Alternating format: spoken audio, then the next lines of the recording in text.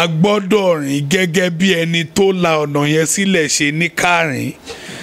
Tó o bá ti ṣe gẹ́gẹ́ bó ti ní ká ṣe, there is no possibility of you getting to the end of that journey.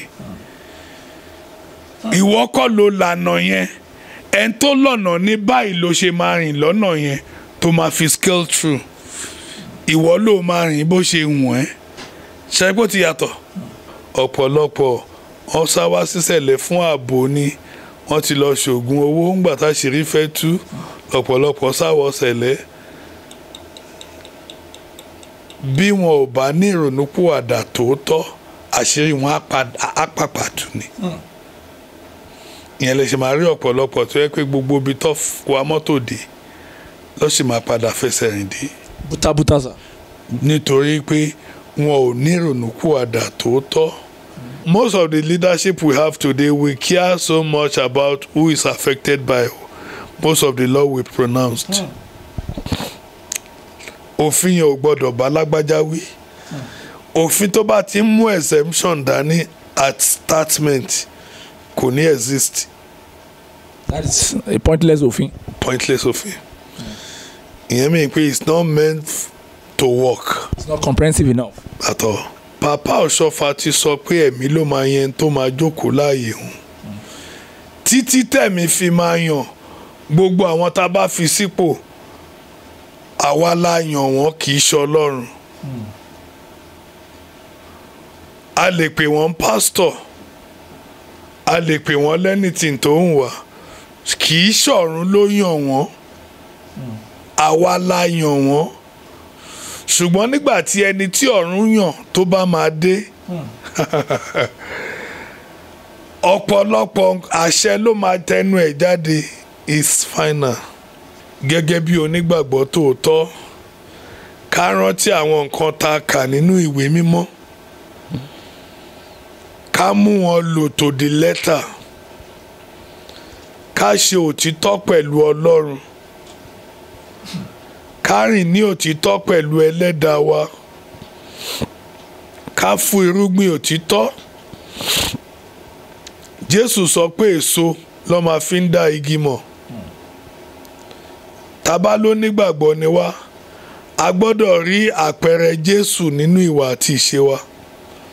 Bí ò bá ti sí, ìyẹn mi pé a kì í ṣe onígbàgbọ́, onígbàgbé ni wá.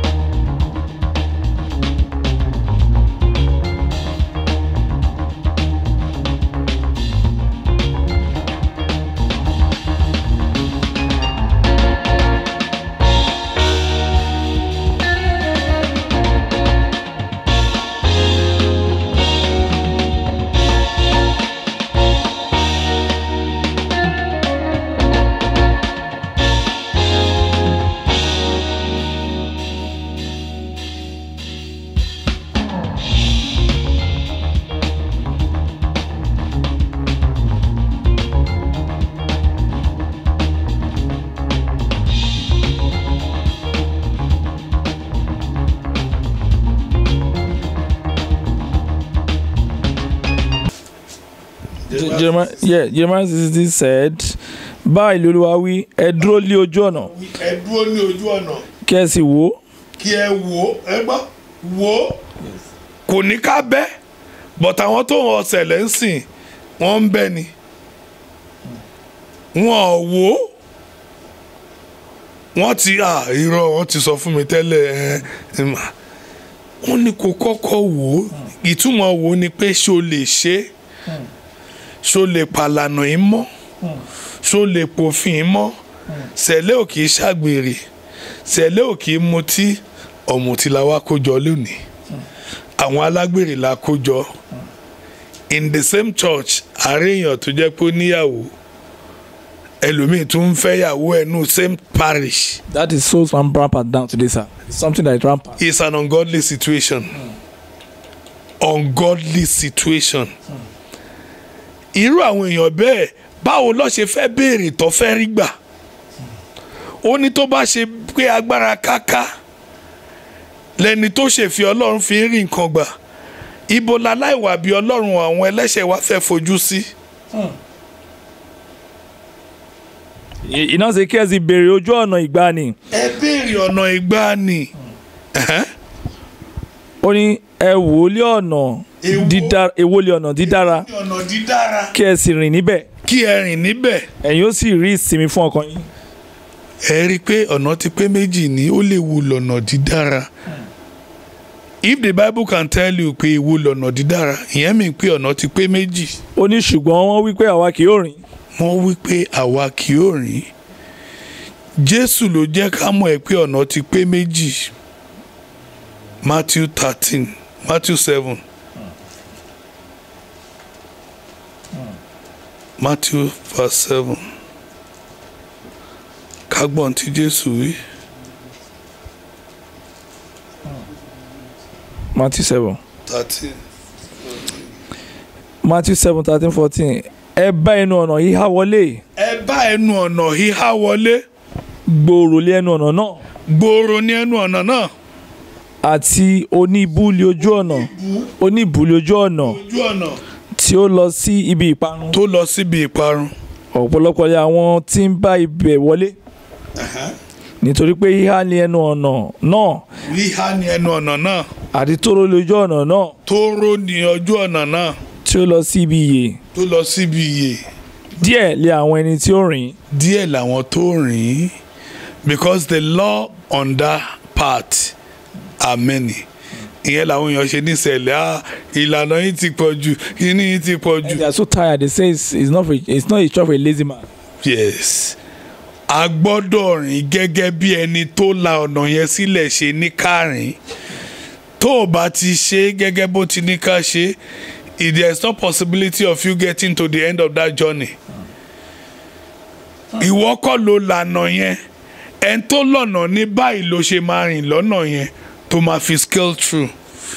Ìwọ ló máa rìn bó ṣe wùn ẹ́. Ṣé kó ti yàtọ̀?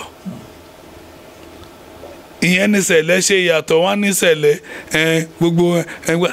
Holy Spirit is still at work till tomorrow. Ohun tó apply sí A ó lè má apply sí B. Ẹ̀rọ obìnrin tó lóyún ẹ̀mí lè sọ fẹ́lòmíì pé tó máa fi bímọ tó wà nú ẹ̀ yìí ó gbọ́dọ̀ jẹ́po. Ẹ̀mí ló sọ bẹ́ẹ̀. Fún ìdí pàtàkì nítorí ọmọ ẹ̀ kì í ṣe nítorí ìyá. Ṣùgbọ́n lónìí a ti ń kó èrè Ọlọ́run. Àwa ìtọ̀sí máa ní kí n máa jẹ àmì ò lè ṣe kí n máa jẹ o. Tí ẹlẹ́dàá ẹ bá fún ẹ ní info nípa mánú ayé ẹ tí wọ́n ò dẹ̀ tẹ̀lé mánú ẹ tí nǹkan bá ṣe ẹ́. That's your fault, sir. It's your fault. Ìyẹn ló ṣe sọ́nù májẹ̀mú láéláé. Ó ní tóun bá fún ìpè tólùṣọ́ àgùntàn bá fún ìpè ó lẹ́yìn tí ò bá gbọ́ ìpè tó ṣe ìtòhùn ó lẹ́jẹ̀ á wà lórí ara ẹ̀. Ìyẹn la ṣe ń láti wà very careful these days. A gbọ́dọ̀ rìn ọ̀nà yẹn ti pé méjì. He said ẹ máa kíyèsí àwọn èké wòlíì tí ó ń tọ̀ yín wá. Wòlíì tó ń tọ̀ yín wá. Lé àwọ̀ àgùntàn. Tàn. Ṣùgbọ́n apanijẹ kòkò ni wọ́n nínú. Àbí bẹ́ẹ̀ kọ́ lórí. That's how it is, sir. Bó ṣe rí lẹ́ni nìyẹn à ń gbọ́dọ̀ wà very careful our followers ni ọ̀rọ̀ yìí bá wí púpọ̀ jù because ọ̀pọ̀lọpọ̀ àwọn tó jẹ́ aṣáájú wọ́n ti lájẹ̀ndà wọn kó tó di pọ́ jáde. Ìwọ ló ní jẹ́ késù sọ ẹ́ di ìjẹ. O gbọ́dọ̀ kíyèsí ẹni tó gbà. Ohun tó gbọ́ nílé ìjọsìn o gbọ́dọ̀ yẹ̀ wò kó gbé sínú bíbí òṣùwọ̀n. Ṣé bó ṣe rí lòtítọ́ nìyẹn? Ṣé bọ́lọ́run ti wí nìyẹn? o gbọ́dọ̀ làkàkà láti ní relationship pẹ̀lú Ọlọ́run. Bí ìwọ bá lò mọ Ọlọ́run nípa lílọ sí church, Ọlọ́run náà gbọ́dọ̀ confess lókè ọ̀run pé mo mọ̀ ẹ́, tèmi ló ń ṣe. Ṣùgbọ́n bí ìwọ bá confess Ọlọ́run tọ́lọ́run ò confess ẹ, you have no relationship with God. I want to even quickly go to what you raised in one of your lectures during the Prophet and Prophetess event we attended. That was like a year or 2 years ago. You said all pé ọ̀pọ̀lọpọ̀ àwọn èèyàn that in the day when Sele was Celestia, that people before they go to any Ikore, they first come to their parish. Then ẹ̀mí máa sọ pé oore ọ̀fẹ́ wà láti tẹ̀síwájú lé ní dàbí wà ní ìgbélé di aago mẹ́fà. But today people are now going to different Ikore and they eat all sort of meat. They don't even know the meat that they should eat and the one that they should not eat. They just go to any Ikore from one Jabari before going to their own parish. They just go Ikore man do and eventually they now start crying. So what can you tell Celestial people that are going to parishes that they don't understand? I mean, how do we even know a good parish that is not under these occultic practices so that ní foríbalẹ̀ fún ègún? Ohun tó ṣẹlẹ̀ lénìí ni wípé majority àwa ìjọ a farabalẹ̀ gẹ́gẹ́ bí a ti kànú Jeremiah lẹ́ẹ̀kan, ó ní kó wò ó ohun tó ní kó a wò ó pọ̀ bọ̀ tá a farabalẹ̀ kẹ́kọ̀ọ́ téyìn ohun tó ní kó wò yẹn inú ẹ̀ ní ọ̀pọ̀lọpọ̀ ẹ̀kọ́ tá máa kọ́ láti mọ̀ nípa ìjọ yìí wà. In those days ká tó lọ sí Ìkórè o máa kọ́kọ́ lọ ṣẹ̀sìn church ẹ wàá júbà Ọlọ́run wàá foríbalẹ̀ wàá sìn wàá gbọ́ wàásù ọ̀rọ̀ Ọlọ́run ní church ẹ kó tó di pa a máa jáde àwa là ń lọ sí Celestial Old Ọlọ́run alétò nítorí adúró nínú ẹ̀kọ́ ju sẹ̀lẹ̀ tòní lọ. Kí ló fà? Sẹ̀lẹ̀ àná téèyàn bá wá ẹ délé tí ò bá ẹ ohun tó máa sọ fún ẹ ń lé ẹni wípé lágbájá kò sí nílé ẹ lọ wò ń ṣọ́ọ̀ṣì ẹ. That is Celeste of yesterday. After your home is your church. Tó bá dé church in those days olùṣọ́ àgùntàn á lè fọwọ́ sọ̀yà kí lágbájá la béèrè kò sí ibi báyìí ló jáde lọ tó o bá sí láyìíká olùṣọ́ àgùntàn á lè sọ pé ibi báyìí ló lọ. Ìgbà yẹn ni functions àwọn leaders ló wà, ó níye àwọn èèyàn tó máa ń wà lábẹ́ leader kọ̀ọ̀kan fún council tó jẹ́ pé tí ọba béèrè lágbájá olùṣọ́ àgùntàn ti mọ under leader tí lágbájá wà, ọba ti pè leader yẹn lágbájá ló ń béèrè ní kò sí nílé ó ti sọ fún mi pé ó máa lọ síbi báyìí. So your movement is easily traceable. Kì í ṣàwa tẹ̀lé tòní tọ́ba ẹlòmíín lè má wá ṣọ́ọ̀ṣì gan lóṣù kan kò mọ̀ pé òun ò wá ṣọ́ọ̀ṣì nítorí kì í ṣara àgùntàn Jésù tẹ́lẹ̀. Ìyẹn la ṣe láti wà very careful. People are even afraid of each other now. They say kò sọmọ ìjọmọ ìmọ̀ ìjòlókù because the people that even know you want to eat you. Wọ́n sọra wọn dán méjò nítorí wọ́n kọ̀ láti tẹ̀lé àṣẹ Ọlọ́run. Ohun tó kó wa papọ̀ tá bá ti yẹ fún ṣe rí pé ọ̀nà àwa ò ń la wa. Yes, sir. There is something that brings us together, which is the Spirit of God. Yes, the Holy Spirit. The moment you derail, ṣe okay, Holy Spirit ò sí ń bẹ̀ mọ́. Bẹ́ẹ̀ni sir. Ìyẹn mi pé ìwọ ti cut ara ẹ̀ off. Àwọn tó wà lábẹ́ Holy Spirit Holy Spirit ń ṣọ́. Ìyẹn ló ṣe ní olùgbèjà àwọn ẹni mímọ́ gbé dàrẹ̀ sókè fún wa láti ṣẹ́gun ẹ̀mí èṣù. Kì í ṣe olùgbèjà àwọn aláìmọ́. Àwọn mímọ́ ni Michael ń jà fún. Jíbà, òótọ́ ni sir. Béèyàn bá ti yẹ̀ kúrò nínú ìfẹ́ Ọlọ́run Michael ò sí fún wọn. Ìyẹn lẹ ṣe máa ráwọn èèyàn léni débi pé wọ́n tọ̀ alágbára ayé lọ fún ọ̀nà àbáyọ. Ọ̀pọ̀lọpọ̀ wọ́n sá wá sísẹ̀lẹ̀ fún ààbò ni wọ́n ti lọ ṣògùn owó ńgbà táṣìírí fẹ́ tú ọ̀pọ̀lọpọ̀ sáwọ́ sẹ̀lẹ̀. Bí wọn ò bá ní ìrònúpìwàdà tòótọ́ àṣírí wọn á pàpà tú ni. Ìyẹn lè ṣe máa rí ọ̀pọ̀lọpọ̀ tó yẹ pé gbogbo ibi tó wa mọ́tò dé ló sì máa padà fẹsẹ̀ rìn dé. Bútabútà sà. Nítorí pé wọn ò ní ìrònúpìwàdà tòótọ́. Ó ṣeé ṣe kó ti ṣe àwọn àṣìṣe kankan tó wọ̀jọ̀ ìwà. Ṣùgbọ́n tó bá wọ̀jọ̀ ìwà èyí tó yẹ kó ronúpìwàdà tòótọ́, turn over a new leaf, ká wá mú abẹ́lá tuntun ká bẹ̀rẹ̀ sí í ṣí. God will be happy with us. But pé ká wá wọ Celestial àwa tún confound issue. Celestial is not a boring criminal. It's not a criminal church. It's not a criminal inclined church. No. Because a lot of criminal appears to be in there now. Yes. And you will see the Jupiter. In fact, before we round up, we want to touch the issue of the criminally inclined Celestian here, whereby you see Anolusho that is jumping on the stage. I mean, he's doing a chore like the one Dele Oguntekwe that is now in jail now. I'm very sorry to bring it to your presence, sir, with total honor, sir.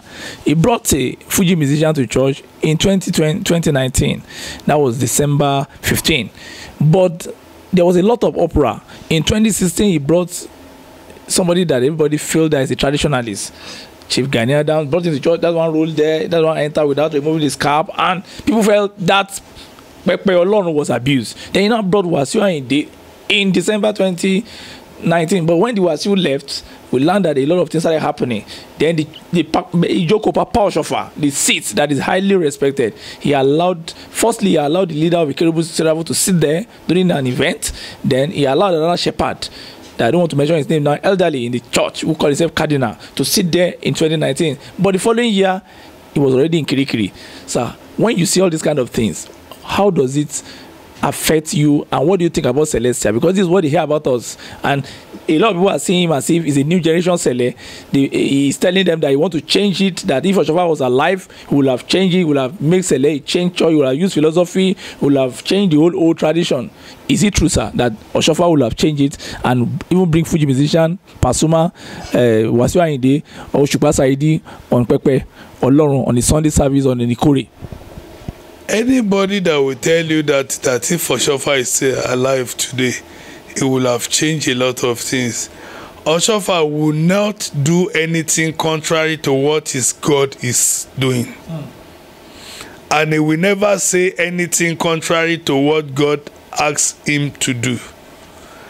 So if anybody is saying that, that person is mentally derailed. Because ever since Oshofa live, he never do anything contrary to God, to the instructions of God. Instruction of God. He follow it to the letter, to the last minute.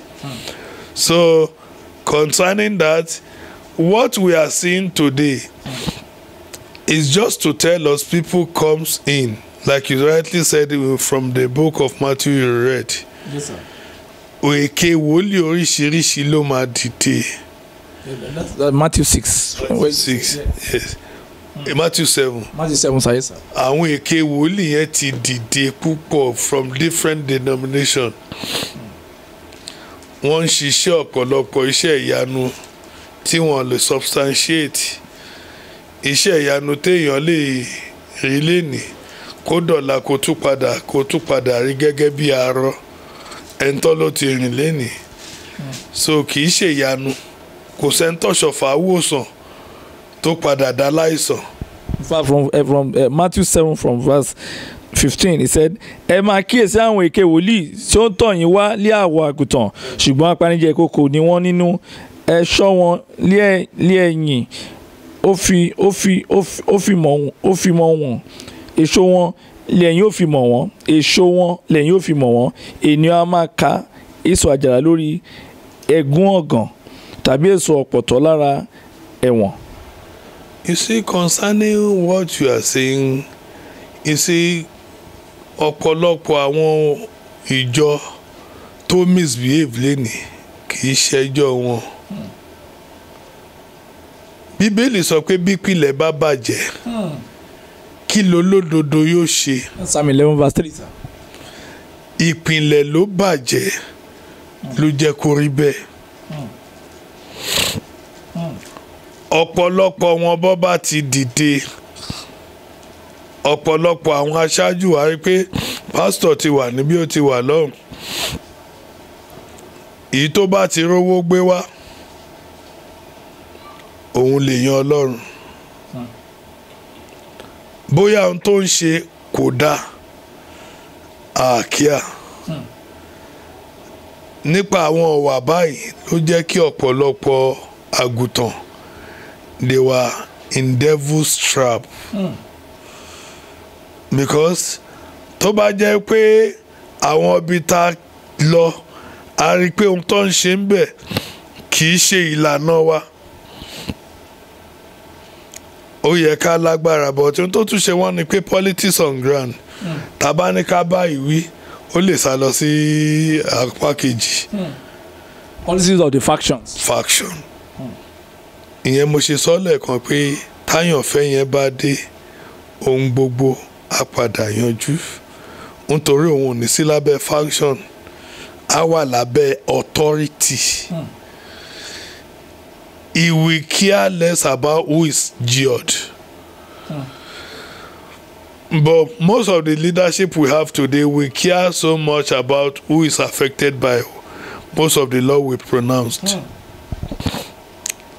Òfin yẹn ò gbọ́dọ̀ bá lágbájá wí. Òfin tó bá ti mú exemption dání at statement kò ní exist. That is a pointless òfin. Pointless òfin. Ìyẹn mi pé it's not meant to work. It's not comprehensive enough. At all. So irú ẹ̀ lọ́pọ̀lọpọ̀ ohun tó ń ṣẹlẹ̀. Ọ̀pọ̀lọpọ̀ àwọn èèyàn yìí wọ́n ti ní agenda wọn kó tó di pé wọ́n jáde. So agenda wọn they will follow the agenda to the letter, but ìjọ ló máa sọ fún wọn pé a ò fẹ́rù eléyìí níbí. In the days of Oshofa, we are able to stand on ìlànà ìjọ yìí because papa tó bá rí pé àwọn àgbààgbà tí misbehave tí papa bá dé fìlà tẹ́lẹ̀ ó bá ṣí fìlà lórí ṣòwò à ń bẹ̀ ńgbà tá a fi jọ rán mi, olúkálùkù máa tọwọ́ ọmọ ẹ̀ báṣọ. Wọ́n mọ̀ pé ohun tó bá jáde lẹ́yìn tó ṣí fìlà lórí yẹn authority ni, àṣẹ àbàlẹ̀. So ó jẹ́ kí olúkúlùkù kó kọ̀ọ̀bà rẹ̀. But these days nobody is checkmating anybody. Ó wá dàbí ìgbà tá à ń ṣe táwa ń bí àpàlọ́ ta kàn ń ṣe ẹlẹ́yà ara wa. Bọ́rọ̀ ẹ̀ ṣe rí lè nìyẹn. Because a ò ọ̀pọ̀lọpọ̀ nǹkan tá à ń ṣe we do it in order to suit some people. To suit some people. We are not doing it to suit God that called us. And anything that is of God, you care less about who is affected on earth. Careless of people's opinion. Yes. People's opinion is not welcome. He has the final say. But ẹ rí pé lónìí ọ̀pọ̀lọpọ̀ nǹkan tá à ń ṣe ohun tí àwọn èèyàn fẹ́, ohun táwọn èèyàn tóyọ̀ fi yẹn bá ti affect ẹnìkan, I try láti soft pedal it's no more law. But sir, a lot of people also believe that those that are managing Celestia, they are very divine people, and that for somebody that brought the Fuji musician to his parish this year and the next year is in jail, that definitely àwọn ẹ̀mí ọ̀run ló fi àjẹ́ ló yẹ̀yẹ́ ló dẹ̀ dọ̀tí ẹ̀ sá. So what are you going to say about the elemental beings that are running the church? You see one thing ni pé àwọn tó ń run the church, like I said initially, Papa Oshofa ti sọ pé ẹ̀mí ló máa yẹn tó máa jókòó láàyè òun. Títí tẹ̀mí fi máa yàn gbogbo àwọn tá a bá fi sípò, àwa la yàn wọ́n kì í ṣe Ọlọ́run. a lè pè wọ́n pastor, a lè pè wọ́n lẹ́nìtìn tó ń wà, kì í ṣọ̀run ló yàn wọ́n, àwa la yàn wọ́n. Ṣùgbọ́n nígbà tí ẹni tí ọ̀run yàn tó bá máa dé, ọ̀pọ̀lọpọ̀ àṣẹ ló máa tẹnu ẹ̀ jáde is final. Ọ̀pọ̀lọpọ̀ àwọn tá à ń yàn léni, àwa tá à ń yàn wọ́n à ń checkmate wọn. Àwọn àgbààgbà kan tó lọ gbé ọmọ pàpà wá, àwọn náà tún fẹ́ di pastor lẹ́yìn tó gbọ́ ọmọ pàpà wá. Ipe kò gbọ́ràn sí wa lẹ́nu, àwa náà tún fẹ́ ṣe, àárín wọn dàrú. Nítorí àbòsí ló pinlẹ̀. Ohunkóhun tí àbòsí bá ti pinlẹ̀, àbòsí máa ń túyàn ká ni. We need to go back to God. A gbọ́dọ̀ padà sọ́dọ̀ Ọlọ́run. Ìyẹn ni ìwé Epistle John, ẹ bá mi wo Epistle John kejì. Epistle John 1.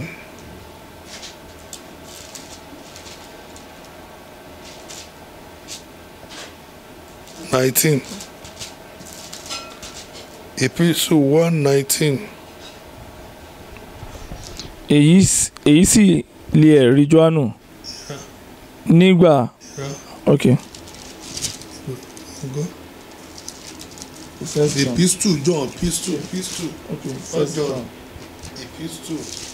Before Revelation.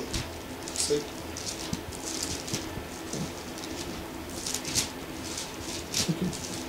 Let's read. First John. 2. Okay, 2 verse 19. Wọ́n ti ọ̀dọ̀ wa jáde, ṣùgbọ́n wọn kì í ṣe ara wa, nítorí wọn ìbá ṣe ara wa, wọn ìbá bá wa dúró, ṣùgbọ́n wọ́n jáde kí a lè fi wọ́n hàn pé gbogbo wọn kì í ṣe ara wa. Ẹ rí i pé ọ̀pọ̀lọpọ̀ ohun tó ń ṣẹlẹ̀ lónìí kì í ṣe ohun titun. That is why the Bible is so clear about it. Àwọn kan wà tó jẹ́ pé wọ́n tara wa jáde ni. They are never part of us. Èèyàn lè tara èèyàn jáde kó má jẹ́ part of the. Béèyàn bá jẹ́ part of Celestial, ìwà sẹ̀lẹ̀ ló máa hù. Tẹ́ bá ti rí èèyàn tó hùwà tó yàtọ̀ sí ohun tó ṣọ̀fà hù níwà, ọmọ àlè ni. Ẹ bá ti ra ṣáájú tó ń ṣe nǹkan tó ṣọ̀fà ò ṣe. Ìyẹn mi pé ó tara wa jáde ni, kì í ṣara wa. Ọ̀ṣọ́fà Ọlọ́run ló rán níṣẹ́, ó dẹ̀ jẹ́rìí ìpè ẹ̀ even at the burial time. The day was going out of the world. Oòrùn, òṣùpá ó dúró. Understand? Láti fi hàn pé àyànfẹ́ mi ń padà wálé. Tí ò ń ṣẹlẹ̀ ọ̀pọ̀lọpọ̀ olórí ẹ̀sìn ló máa kú tó jẹ́ pé a máa sin wọ́n gẹ́gẹ́ bá ti ń sin an ordinary person. Ọ̀ṣọ́fà was not buried like ordinary person. Ọ̀run witness ẹ̀, ọ̀run fi rẹ̀ hàn pé we are with them. So ẹ rí i pé ọ̀pọ̀lọpọ̀ lónìí wọ́n tara wa jáde ni. Tí wọn ò bá ti mú ìwà Ọ̀ṣọ́fà, wọn kì í ṣe tiwa. Ìyẹn la ṣe ń láti wà very very careful. A gbọ́dọ̀ wo èso tí àwọn tá à ń tẹ̀lé tí wọ́n so. Tí wọn ò bá ti so èso taríkà nínú Bíbélì, tí wọn ò so èso taríkà lára Papa Ọ̀ṣọ́fà. Papa Ọ̀ṣọ́fà ló wá láti jẹ́ kí ayé mọ̀ pé Christianity is not all about pretense. It's not all about pretense. A lot of Christians are pretenders. Truly they have one wife, but they have a lot of concubines. Just the supplement, sir, for the sexual urge, sir. Yes, but they are animal in human flesh.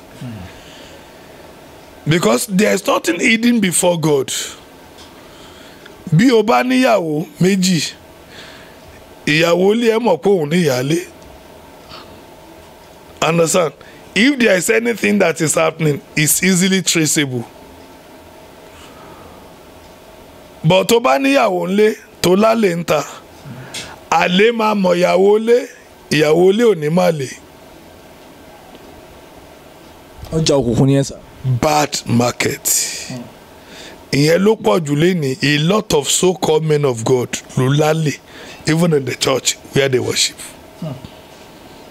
Ungodly. Ohun t'Ọlọ́run lo Ọ̀ṣọ́fà láti wá correct nìyẹn. Don't pretend as a man of God. Ọlọ́run mọ̀ wá gẹ́gẹ́ bí human being. Urge olúkálùkù ọ̀tọ̀ọ̀tọ̀. Bọ́ bá gbé ẹ̀bálẹ̀ gẹ́gẹ́ bọ́ṣọ̀fà ti sọ́ngbà ayé ẹ̀ bó ṣe sọ́nu fídíò ọjọ́ àdálẹ́. Ó ní ìbálòpọ̀ ó ló dàbí oúnjẹ jíjẹ ni. Ó là lè gbẹ́ bàálẹ̀ ń sìn kí wọ́n jókèlè méjì kó ló ti yó. Ẹlòmíì sì ń jẹ ráàpù mẹ́fà á ní ṣóṣìkù.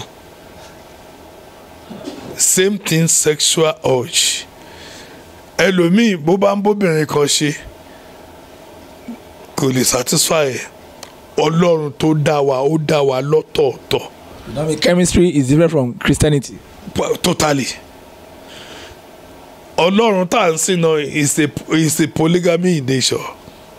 Ọlọ́run. N bí táwa mọ̀ là ń sọ̀rọ̀ nípa Christianity, à ń sọ̀rọ̀ nípa àwọn kí ló ti ń pè nǹkan Judaism. Àwọn Hindus nǹkan India. Gbogbo wọn náà Ọlọ́run ló wà náà. Ẹ̀sìn kan ló ń sìn tọ́lọ́run mọ̀ ń pa ẹ̀. Èyí táwa mọ̀ là ń sọ̀rọ̀ ń pa yìí. Ọlọ́run tó mọ̀ ń pa tiwọn ó ní 1 Corinthians 7:17 ó ní mo dá bá mi wo 1 Corinthians 7:17 yẹn. 1 Corinthians 7:17 ṣùgbọ́n gẹ́gẹ́ bí Ọlọ́run ti pín fún olúkúlùkù ènìyàn. Gẹ́gẹ́ bí Ọlọ́run ti pín fún olúkúlùkù ènìyàn. Bí Olúwa ti pè olúkúlùkù bẹ́ẹ̀ ni kí ó sì máa rìn. Bí Olúwa ti pè olúkúlùkù bẹ́ẹ̀ ni kó máa rìn. Bẹ́ẹ̀ ni mo sì ń ṣe ìlànà nínú gbogbo ìjọ. Ẹ rí i pé gbogbo ìjọ tó wà lọ́lọ́run fi wá jowó ara wa. Ó ṣe ìlànà ọ̀tọ̀ọ̀tọ̀ nínú ẹ̀. Ìyẹn ló ṣe máa rí i pé lónìí Catholic á sọ pé eléyìí ò dáa. Àwọn ìjọ tó wálé ní ò dáa. Kò síjọ tí ò dáa tó bá ti jẹ́ tọlọ́run. Ọlọ́run mọ̀ọ́mọ̀ ṣe ìlànà ọ̀tọ̀ọ̀tọ̀ nínú ẹ̀ nítorí ọ̀tọ̀ọ̀tọ̀ làwọn tó fi àwọn ìjọ yìí rán. Ó ṣe ìlànà ọ̀tọ̀ọ̀tọ̀ láti mú wa jowú ara wa kí Ọlọ́run lè jẹ́ Ọlọ́run. For you to know that God is a polygamy in nature. Ìlànà ọ̀tọ̀ọ̀tọ̀ ló ṣe. Ohun tó fún ẹ ló máa béèrè lọ́wọ́ ẹ. Kò síbi tó wà tọ́lọ́run ò mọ̀ pé bẹ́ẹ̀ ló wà. Àwọn tí mo káàánú jù ni pé àwọn tó kúrò láti ibì kan lọ síbòmíì without God's knowledge. Wọ́n á wà ní òkùnkùn bẹ́ẹ̀. Gbogbo ń tọ́ máa ṣe ń bẹ̀ ò ní ní rẹ́kọ̀dù. People that ran away from Select to MFM to Redeem to CAC and they are just praying. Àwọn mi jẹ́ Celestial ìlọ́lọ́run. Ó ní níbi tí Ọlọ́run yàn láti forúkọ ẹ̀ sí tí Deuteronomy sọ nìyẹn lákòókò láti lọ́bẹ̀. Ó ní ibi tọ́lọ́run yàn láti forúkọ ẹ̀ sí ibẹ̀ ló ti máa sìn. Ibi tọ́lọ́run yàn láti forúkọ ẹ̀ sí for one reason or the other tó bá kú òun bẹ̀ lọ síbòmíì. You are no more in the presence of God. Bóun ẹ̀ kò gba àwẹ̀ 49 exercise ló ṣe. 70 days. Bóun ẹ̀ kò gba 170 days. The person is like a plane that lost the radar. It's only gambling. Ọlọ́run ò ní tẹ́tí sí ohun tó ń wí. Nítorí ó ti kúrò níbi tọ́lọ́run ní kó dúró sí. God has a purpose for you staying there. In order for you to fulfill the purpose of God where he asks you to stay, o gbọ́dọ̀ dúró nínú ìfẹ́. But ó mọ̀ pé inú níbí ni màá dìde láyé. Jésù ní ẹ̀ ní káàkiri gbogbo ayé títí ó máa fi padà dé. Gbogbo ohun tó wà láyé ni Jésù. That's why Christ passed through the world in the flesh. in order for him to know báwo ló ṣe rí. Kò sí ohun tá à undergo tí Christ ò tí undergo. He undergo the pains. So for you to be in MFM, kò wá lọ cross wá sísẹ̀lẹ̀. If God does not know about it, ó kàn wá ṣẹlẹ̀. Ọ̀rẹ́ mi kan wà in those days when we are youth. À ń pè ní orúkọ tá a máa ń pè ní born again.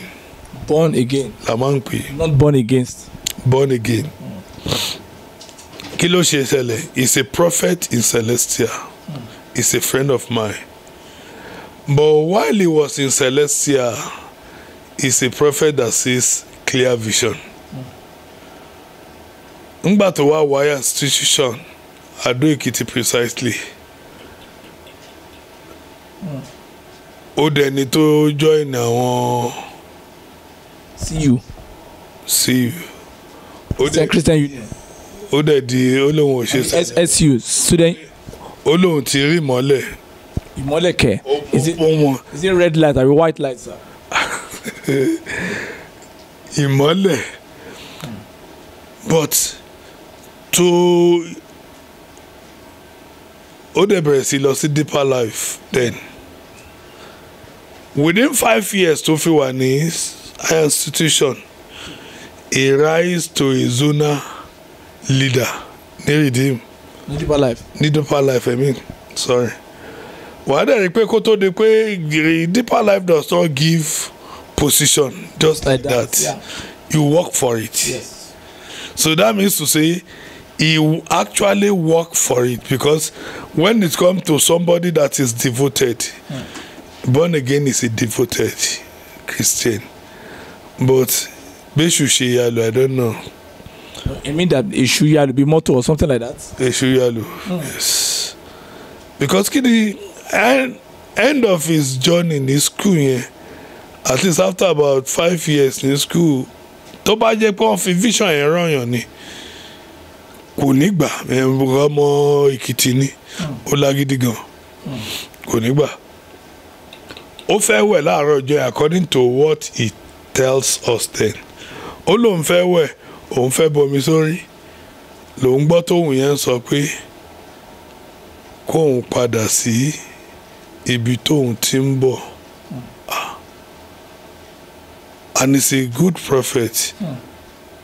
All of one message òṣìwò. Strange voice. This is a strange voice.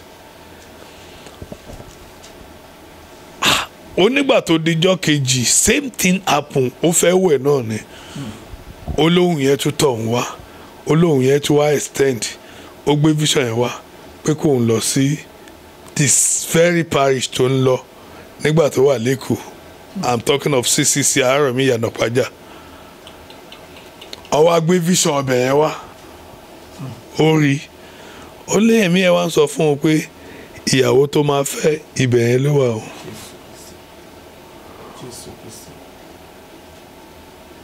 Ó ní wọ́n sọ fún òun, wọ́n fi vision ẹ̀ ń tọ́ how ló wá òkè is it possible? Ipe kóun padà sí ibi tóun ti ń bọ̀. Ipe gbogbo iṣẹ́ tóun ṣe nígbà tóun wà ńbẹ̀ pé kò lérè. This is bad, sir. 5 years. 5 years wasted effort. Ó ní ẹ̀mí yẹn sọ fún un pé gbogbo iṣẹ́ tóun ṣe ńbẹ̀ pé kò lérè. Kí ni tó wá prompt ẹ̀ tó fi follow spirit yẹn based on the fact pé ó ní ìyàwó tó máa fẹ́ ibẹ̀ yẹn ló wà. Ìyẹn lòun fẹ́ confirm tó fi lọ pé bí wọ́n ṣe fi hàn lójú àlá yẹn pé ó lẹ́mí ẹ sọ fún un pé tó bá débẹ̀ ó lẹ́ni tó máa fún ẹ lóúnjẹ. Wọ́n fi hàn gbogbo bó ṣe wà ní dining table exactly bó dẹ̀ ṣe ṣẹlẹ̀ níjú ìran yẹn bẹ́ẹ̀ ló ṣe ṣẹlẹ̀ lójú ayé. Ó nígbà tóun débẹ̀ lóòótọ́ dining lọ fún òun ti bá wọn tọ́dẹ̀ fún un lága tóun jókòó. Ó ní tó fọ́nì ni pé olùṣọ́ wọn yẹn is used to the shepherd but kò mí ìtàbúrò yẹn rí tójú bèrè. Olúwa fi yẹn pamọ́. lady yẹn ni bàbá yẹn wá ní kó sáfẹ́ ó lẹ́mí yẹn sọ fún un bó ṣe ń sáfọ̀ wọn pé ìyàwó ẹ̀ nìyẹn gbogbo ìrìn àjò yẹn at the end of the day ó come to pass ó fẹ́ lady yẹn ó bí akọ fún ó bí abo fún tí wọn believe pé kò sí mẹ́ta ọmọ àfi tọ́lọ́mọ bá ṣàánú fún tó fún níbejì ó bí akọ ó bí abo fún they are grown up children now ìyẹn ló fi wá believe pé actually ohun tóun gbọ́ ohun Ọlọ́run ni but kọ́lọ́ má jẹ́ kí ó sọnù after a while ó tún padà sínú ẹbí ẹ̀ deeper life friend ó tún wá padà sí mountain of fire this time around nínú ibi tí iná ti ń jó lókè lórí àpáta tí iná ti ń jó bóyá náà yẹn ló fẹ́ lọ bomi pa we don't know but it's there. ẹsẹ̀ ń ta àwọn èèyàn tó wà lórí àpáta yẹn ń sin àwọn kan they are falling and dying now sir. Presently is there but you see ìrìn àjò ẹ̀mí wọn kì í fara dìsáànì téèyàn bá fi ara dìsáànì èèyàn á gba ọgbẹ́ tó pọ̀ débi pé èèyàn ogún ò ní lọ pẹ̀lú ara pípé one will look like a wounded lion because ọ̀pọ̀lọpọ̀ nǹkan tó ń ṣẹlẹ̀ nísìn èèyàn gbọ́dọ̀ farabalẹ̀ pẹ̀lú Ọlọ́run. Either what you are seeing is positive to you or you are gaining something that is so pleasant today. O gbọ́dọ̀ farabalẹ̀ pẹ̀lú Ọlọ́run.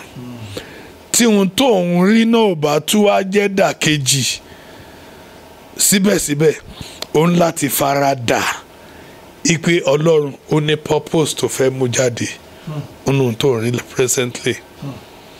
Wàá rẹ́ lómi nǹkan dáa fún lénìí.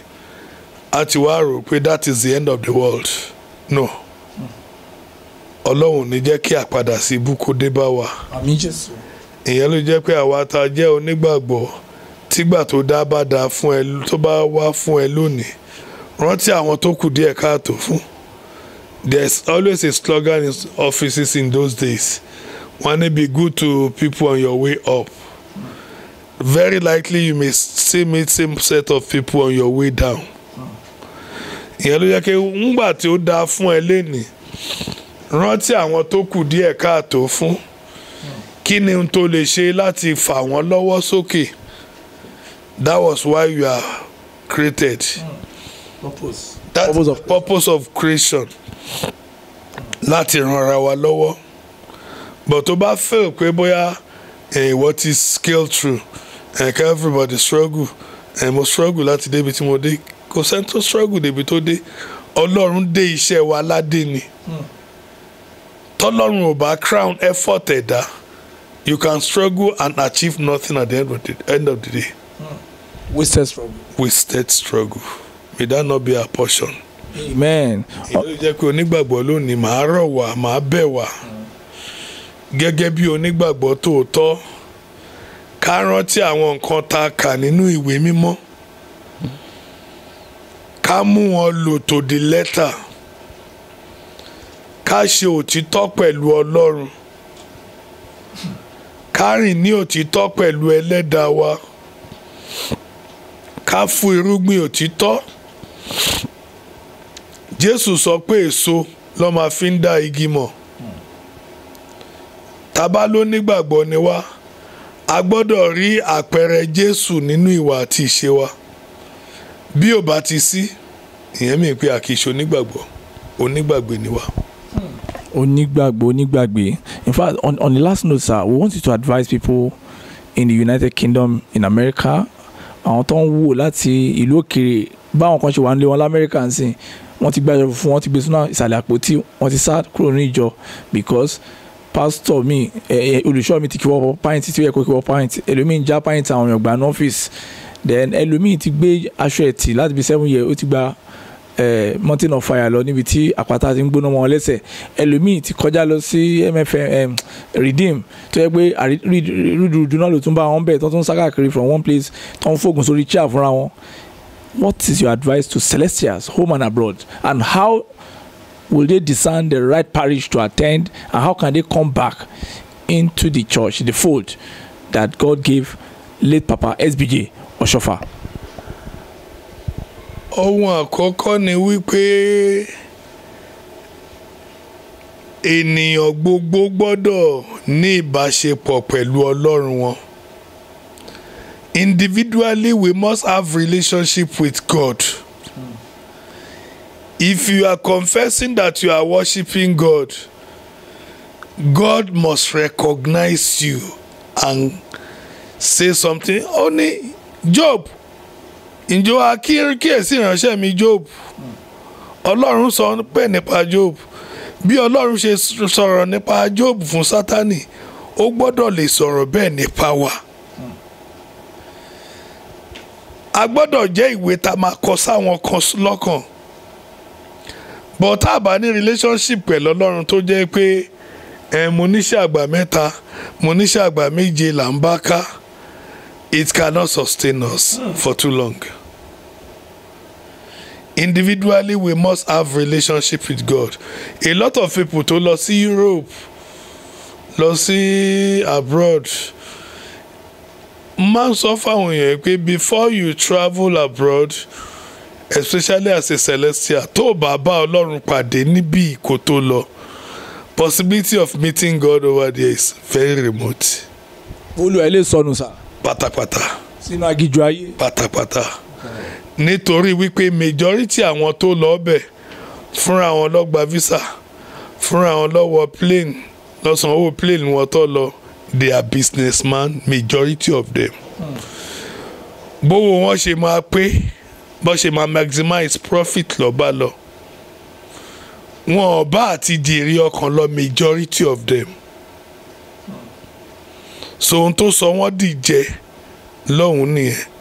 Débi pé they frustrate a lot of worshippers.